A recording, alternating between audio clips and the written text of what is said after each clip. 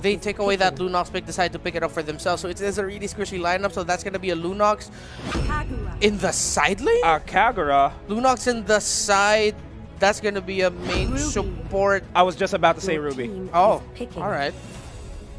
Taking this Ruby pick. Going to be using Don't Run Wolf King. I'm offended to set up the members of Aura PH here. Lacking sustainability and this front line of Aura PH. There's going to be a lot of pressure on, what, a Kai? A Hylos? A Barats. Okay, so Barats is going to be... Hold the phone. Oh, Barats on the side lane. Benny Cutie is going to be playing the side Lunox. It's not a Greed Natalia, it's a Greed Selena. It's a JP Natalia. And a JP Natalia. Interesting, so those two are going to be holding down mid. Kilowatt holding down the side lane along with the Lunox and then Ling as a jungle. A very, very interesting draft here by Aura.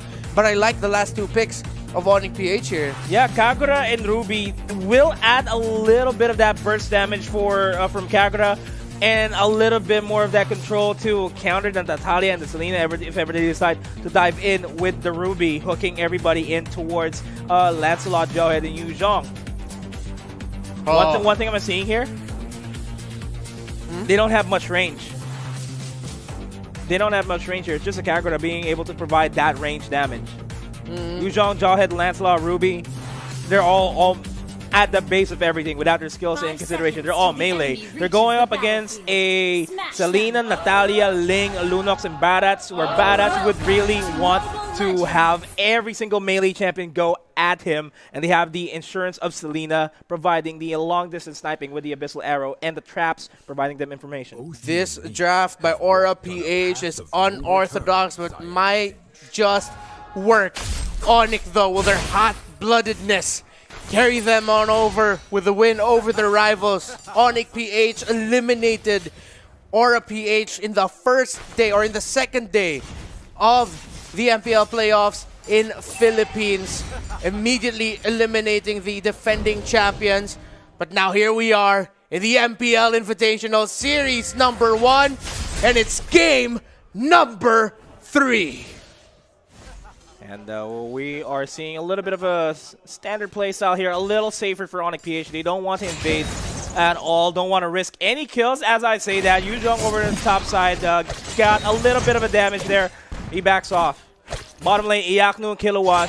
Melee versus melee. Ruby will win out the duels against Kilowatt prior to getting level 4. Yeah, the better wave clear from the Ruby, and the fact that he was able to hit level 3 first was able to burn down Kilowatt enough to force him to go back. So that's going to be Ruby winning round number 1 in their fight. But look at this rotation from Greed and by Greed and JP. That's going to be a tandem to really watch out for here. The Selena, Natalia, the Hunt. If they can get the Abyssal Arrows and the Silences, it's really going to hurt. Yeah, it's a gank squad that you will almost always not see coming. Quite literally on the Natalia, the Abyssal Arrow is crucial for Greed to connect. Jay takes a lot of damage in the middle lane. Natalia spots him, but the stun is huge! And the first blood for Natalia, JP secures it. And you don't want to give a little bit more money on that Natalia, because the more items that he have, the more lethal he's going to be as the dive in towards Delar here in the top lane. Delar has nowhere to run. The Delarmy is crying right now as he falls down in the top lane. And this is Aura regaining the momentum that they had in game number 2. Hated looking to secure a kill onto JP. Does have the Yin Yang overturn committed, and he falls down by the same Umbrella Open. Hated finally getting something back for Onic PH there. Hades and Kyrie fighting it out for the jungle clear, as Kyrie has 2 buffs.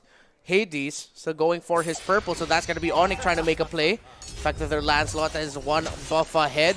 Look at this pressure into the bottom side, though. Iyaku taking a lot of damage. Kilowatt and Greed. Abyssal Arrow is going to land. Detona's welcome, but he doesn't throw Iyaku in time. He didn't spit out Iyaku in time because the turret was hitting Kilowatt. Kabim. Bang. Boom. No follow-up. As Greed almost paid the price for that. A little bit of a stutter there from me. As the turtle, more than likely going to be secured by Onic PH, no doubt. This is a thing. Natalia, JP on the flip side, scouting out the top lane jungle. Turtle secured, given towards Kyrie. And I'll fight here for the crab coin up in the top lane. Hades positioning himself well enough. Now, the interesting thing about the lineup for Aura PH is we're seeing Dilar taking a lot of damage and possibly getting taken out here by Kilowatt. Uses the Black Dragon form, but the Dinosaur is enough to take down the Dragon. Top side to play here by Aura PH. Here comes the damage to play. It's Iyaknu falling really low, and Iyaknu is gone green. Eating a lot of burst damage from Jay, but the Yin Yang overturned. Same Umbrella open, throws it. Hades, double kill by Hated. Is someone find Mary Poppins, y'all, because her Umbrella's left with Kagura, and it hurts. It really hurts. To love like this, as the top lane turret is being pushed out. JP repositioning himself in the backlines will try to go for an assassination here onto Hated. Missile arrow being thrown, not finding its mark. But I want to commend Jay in that earlier fight. Yes, he was about to die, but he still manages to dish out a lot of damage as the Unstoppable Force connects onto Greed and gives another kill on towards the side of Hated. Hate being channeled, and hate used to being hated, channeling that anger and fury. Yes, Iyaknu taking a lot of damage right now. Benny in JP's spot, but Benny Cutie's here, and he will get taken out. No, wait, what? Oh, no, Kyrie able to take out there. JP, where are you going? Double kill for Kyrie, the hot-blooded carry of Onic. Hot start. Very hot start. Onic PH, they lost earlier half of this early game. They managed to swing things around. Beautiful ganks, and again, commending Jay for his beautiful usage of his skills on that Jawhead. Now, Kilowatt, we're seeing just how much he already won this bottom lane duel against Iyaknu. Oh, Hades already low. Way too much. Hades, yeah, already low. Oh, Greed. Oh, Greed being spotted out here. The Thorned Rose, the burst damage from Onic PH is slowly starting to rack up. And this mid lane turn. Of course, he's Thorned Rose there. Jay zoning out JP. This turret's not going to go down just yet. Same Umbrella repositioning themselves. Not committing the Yin Yang overturn just yet. First big skirmish of the game coming up potentially as the Turtles getting eyed out here by Aura PH and Onic, both of them. Jay forced to go back, though Hated as well, surprisingly, so they're going to reset first and just try to position themselves well enough for a potential Turtle take. Arrows after arrows being thrown by Greed. Really want to secure this. A trap catches Jay. No. Goes for the Unstoppable Force onto Kilowatt and the extension. They don't have enough burst in that lineup just yet, though. And so, good split push in the top side by Dilar to potentially force back a member of Aura PH to defend, but Dilar is going to get caught out on his way to the Turtle. Aura PH has enough time to make it back to the Turtle to actually contest it and maybe even steal it away. Yeah, and they are poised to try to steal this. Kilowatt going for the Thorned Rose, secures the Turtle. JP low on HP. Iyaknu dives in. Same Umbrella open, and the Yin Yang overturn committed to secure the kill onto JP. Kyrie looking for another kill onto Hades, but he will not oblige him that. Hated is just a monster right now. 7 minutes, or as we hit the 7-minute mark of this match, Aura PH has had no answer for this Kagura just yet and has posed big problems for Onic PH. The next play here for Greed and JP would have to be, let's find that Kagura first before we engage. Yes, we're up against so many other members we have to deal with. We're gonna have to use that silence defensively, but maybe this time around, JP and Greed for the next team fighter scrimmage can potentially play like assassins. That should not have been a check on that brush, but Iyaknu will get gobbled up and die. JP secures the double kill off of that. Don't want to give any more kills towards the side of RPH. And Kyrie forced to move out. He falls down by the hands of this Selena player. Greed secures that. Dilar and Hated. No, this should not be happening on Onic. It is a little bit of a misplay from them as Dilar dives in once again on that Yuzhong. Forces to use the Black Dragon form. Betty Cutie gets ejected on towards the turret. Secures that kill for himself. Dilar still staying in the mid lane. The welcome. Gobbled him up, flicker to the back, right onto the tower. Dilar taking a lot of damage, but the knockup saves him. And Dilar, with the sustains that he has on that Yuzhong, going to be able to get away. And I like what's happening right now here for Aura PH, that they, again, the veteranship showing that let's make these young bloods make a mistake. And then we're going to punish them. Great punish there by Aura PH. Just sadly, they weren't able to convert it into a tower. That mid lane tower looked really good. But the members of Onic, specifically Kyrie, the D-Lar, were able to get back in time. Especially Jay. Good use of the unstoppable force on the ejector to take out Benny Cutie's Lunox there. Yeah, and this turtle is up. Onic wants to secure the final turtle of the game. As Jay looks to zone out Greed and Kilowatt. This turtle low on HP. It has to be Onic PH securing that. That's a lot of bodies committed. They might trade out the top lane turret for that turtle, but they will trade the top lane for the mid lane and the turtle, and a pause is going to be called. Aura PH acknowledging the fact that we can't just keep trying to fight them out in skirmishes just as this. We got to change it up a little bit.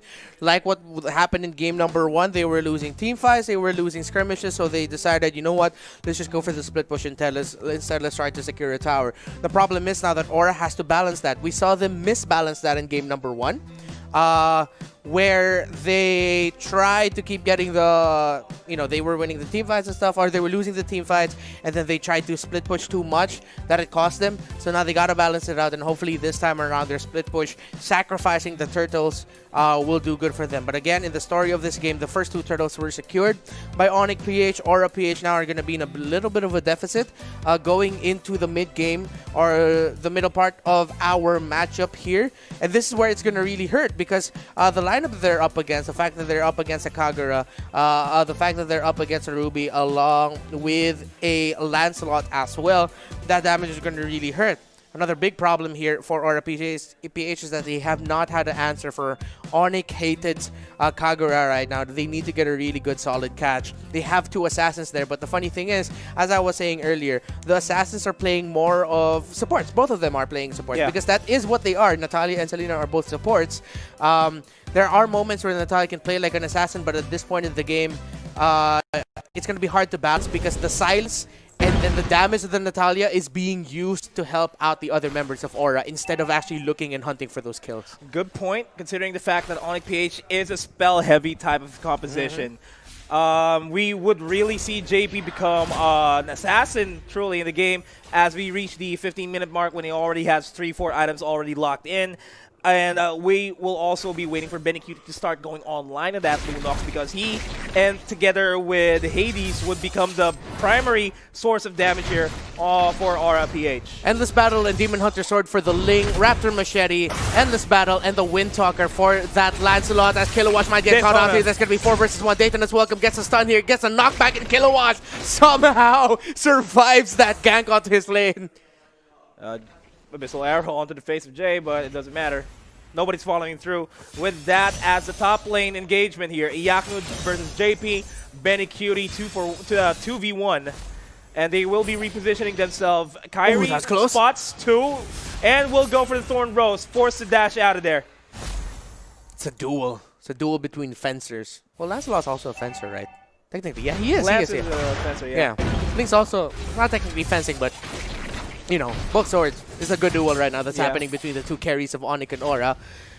And looking at the map positioning, it is still a scramble. Both teams are just trying to find a place or a lane to push into and to pressure. Oh, good spot off there.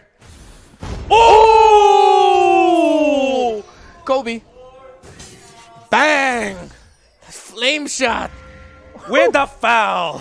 Can we get like a slow-mo phantom cam replay from that? Just watch the flame shot go there, but Onic J might get spot out here by Kilowatt. And Kilowatt all alone, 1v4, manages to survive. Looking into delaying this as Hades and JP are going to rejoin the fight. Hades does have Tempest of Blades, will be committing it downtown. D-Lar forced to use the Black Dragon form to reposition himself.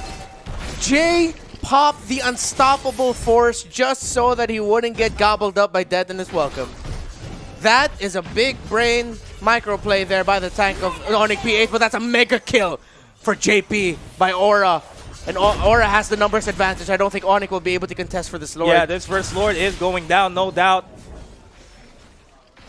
And focus here for Onic PH is to take down the Lord before it even reaches the, I believe, either top or bottom lane. I feel like it's the Lord spawning on the top side of things.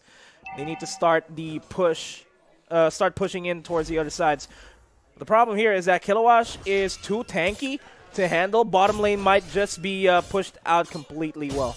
Good Necklace of Durance pick up there by that Lunox, knowing that he's up against some really strong sustained heroes. So BennyQt will be able to chunk down the healing capabilities of Onic PH, the Ruby, the Yuzhong, and even Kyrie's Lancelot, who has good lifesteal with him right now. And Aura PH finally took down all the Tier 1 turrets. They're sieging up this Tier 2 turret with the Lord as it falls down. Mid lane turret next in line here, but Barats, Kilowatt doing a good job pushing the bottom side of things. Abyssal Arrow missed by Greed, but Aura PH handling the minion wave pushes really well. It's a three-way split. The Lord splitting in top, and most of the bodies of Aura splitting mid and bot. And EACNU doing a good job just keeping the Lord at bay here as the bottom lane is sieged up to oblivion. 4 members are committed there. KDs and JP wanting to take down EACNU. The Lord goes down. Oracle picked up there by EACNU. Yes, that healing capabilities is gonna be reduced by the Necklace of Durance, but to just balance it out, Oracle for more sustainability there for EACNU. They know that they can rely on the backline for damage. Thorn Rose deals damage onto 3. BennyQt forces himself back. Kilowatt waiting for an opportunity to use Daytona's Welcome, not being obliged. Onic PH backs off. Still in the fight, Onic PH. This Kilowatt Barrels is just a titan right now for Onic PH. He just can't seem to get past him. Nice hook there by EACNU! And the pullback shut down there by Kyrie. Hades uses the Tempest of Blades to try and get away. Abyssal Arrow to potentially stun anyone chasing after JP. And that is a slight opening for Onic PH to start pushing towards the other lanes, equalize the lane priorities here. Jay knows that Hades and BennyQt are in the same spot. Jay already half HP, will get assassinated potentially by Greed, but it has been turned around. BennyQt falls down by the hands of Kyrie, and they are looking to secure more kills. Greed force the flicker out, unstoppable force, and the flicker, I mean. Greed is still being chased down. Kyrie will go for a duel as he takes him out. Phantom Execution. See you later, Greed. And that was just unfortunate timing there for BennyQt. And at the same time, great timing by Hated Skagura, just deterring a lot of the damage that Aura PH was about to deal and throw out. The moment the Umbrella came in, the burst damage from the Kagura was just way too much. Aura PH had to backtrack and, you know, put the car on reverse for just a bit. So now Aura PH are looking to still play like how they were playing. They still do have a bit of that lead, and they still do have the tower push lead. So they just need to do what they're doing, except this time around, don't cut out like that. Yeah, please don't. And yeah, it's just a 2,000 gold lead. This is the closest fight that we've ever had this entire game. The carries are all relatively even here. The difference here, though, is that Ling already has that immortality, and Lancelot has now decided to opt going for the Rose Gold Meteor. Of course, a lot of magic damage, and you need that shield for that sustainability. So different approaches in sustainability here. The Sun on the EACNU, not enough follow-throughs here for RPH because they are scattered all across the map.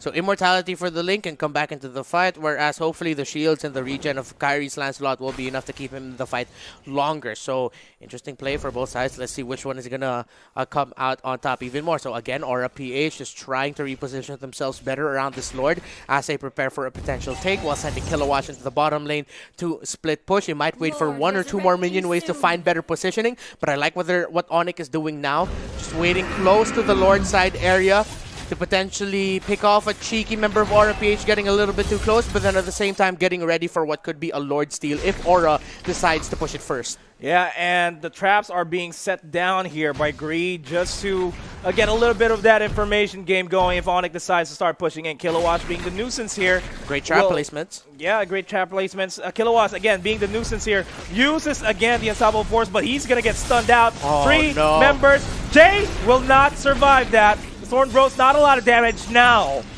They baited out the unstoppable force so that he wouldn't have it as a potential JP, escape. So JP takes a lot of damage. Come to daddy. He gets caught out by EACNU's Ruby. Hades in the bottom lane takes a lot from Kyrie as well. So now Onic PH has the numbers game and advantage. Potentially, they might go for the Lord and start it off already. And EACNU has a pull available. Will not be pulling just yet. Lord will not be taken anytime soon here. Onic PH, they need to come up with a strategy to start turning things around as Daytona's Welcome catches EACNU, gets a stun, but no follow-throughs. Abyssal Arrow being thrown out by Greed. Doesn't find its spot. Ouch. Hades looking for an opportunity to dive in. You're Use not the gonna win Thorn this Rose fight. to evade that Abyssal Arrow. Arrows Ow. after arrows. Kilowatt not really being him, bothered man. by the damage. It's like an ant's bite at this point. As he tried to burst him after Tonus Welcome, going to be thrown onto that wall. Hades in poised position to go for the Tempest of Blades, but that was a prolonged skirmish, to be honest. That Barretts is an absolute unit. Kilowatt without a care in the world, just eating all the damage that Onic throws at them. No steal coming in here from Onic. Aura secures the Lord. Unfortunate knock-up by the Lord. Jay was supposed to go for the ejection onto Benny Cutie. Gets the Tonus Welcome. Kilowatt will try to secure the kill, but Green gets bursted out. Look at the damage output by Kyrie as he dives in with the yin-yang overturn. Hades is low away from that fight. He's gonna have to run away. 4 members of Onic PH are up, while 2 members of Aura PH are down. Aura PH, though, were able to secure the Lord, so they're going to try to push this out, but I don't think much will come out of this push. Maybe a split push attempt, maybe an attempt to break down the side lane, maybe an attempt to break down that second-tier turret. The Ling is hovering nearby, as Onic will have to commit bodies eventually to take down that Lord, but Onic are delaying it. So with the Lord coming in closer, there's no room for split pushing now because there's no minion waves that Aura can use to go for the split, so they decide to go for the Lord or just hover around it to buy time. Yeah, Kilowatt looking for an opportunity to use the Tonus Welcome once again onto Iaknu. Well, he's not going to be obliging just yet. Lord is still heavily being focused on. Finally uses the Tonus Welcome onto Jay. Jay uses the Unstoppable Force once again just to not get that damage in. Or that stun in, I mean. Ooh. As JP is starting to become a problem on that, Natalia gets a split push done. And this is what Onic is fearing. Natalia finally showing up. The presence of Kilowatt actually bought time for Aura PH, especially JP, to take down that top lane turret, because Onic were being really careful of how much they throw at the Lord to try to burn it down. And that time they spent just trying to take down that Lord, JP from out of nowhere was able to secure a turret take onto the top, so no more inhibitor. No more third-tier tower for Onic atop their greed. Spots out with the Abyssal Arrow, though. No Garrote. No follow-up. Yeah, Garrote. It's going to be too greedy if Garrote got committed there. Garroten. Garrote. Yeah, we can't make a pun out of Garrotized. Garrotized. Sure, yeah, now let's just not force it. We can't make a pun out of this. Yeah, but we can make a point here that Aura PH is way too comfortable in this fight, as a big team fight is occurring right now as we speak. Abyssal Arrow getting thrown out there. Kilowatt with the damage. They split and they reset. No one fully commits, but Aura PH, look at them creeping, trying to find a great pick off there. Jay Iaknu gets bursted down by Benny QD, but that's 40%, 30%. Nice pullback. Abyssal Arrow not going to start. Here comes the silence. Iaknu getting really low. The burst coming in from the Natalia. Hades coming in, and now Hades gets caught out though with the ejector. This is bad news for Aura PH. Tempest of Blades. Oh, the flame shot misses. Really close, but Iaknu's down. Abyssal Arrow gets thrown out. Mega kill though for Kyrie. Oh no! It's just Hated, it's just Delar, and Aura PH played their cards right, and Onic overstepped. Onic could go down here. And Delar, Hated, they need to defend it as much as they can. Hated is the only one alive that has a good wave clear to really work on the minions. Delar first forced to use the Black Dragon form to zone Aura PH out of this fight. Hades forced to use the left half of the blades. Will get bursted out. Yeah, the immortality. He gets suppressed with the Winter Truncheon. Backing up, focusing on the turns in Aura PH. They are knocking on the doors. Is it Aura PH? They will be facing Bread Esports. Turns it around. Aura, fire, burning hot, and Aura PH wins another edition of the Destined Rivals match